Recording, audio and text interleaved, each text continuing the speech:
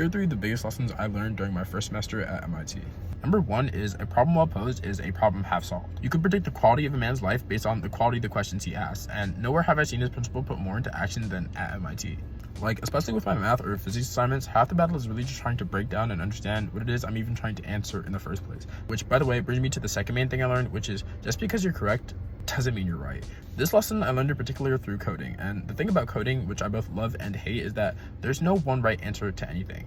You can approach a problem in just about any way you can think of, just so long as it works. The issue, however, is in how you define works, because you can have a program that outputs the correct answer, but still not be right because it doesn't do so efficiently or practically enough for the task at hand. Like, I can't express to you how frustrating it is to get halfway through a problem just to realize that, like, oh, the way you decided to represent your data was off, so now you have to go all the way back and change your approach from square one.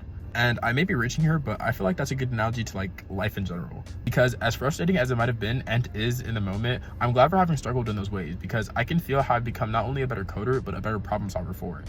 And that feeds into the third main thing I learned, or at least had reinforced this semester, which is nothing is personal. Like, being able to go back and erase all of that hard work requires a detachment or suppression of your ego. Like, I still kind of struggle with this one, but your thoughts or ideas, especially on the first go around, do not define you. And if you have to let go of them in favor of something that works better, that's not an indictment on you or your intelligence. It's just the tool that you happen to be using at the time.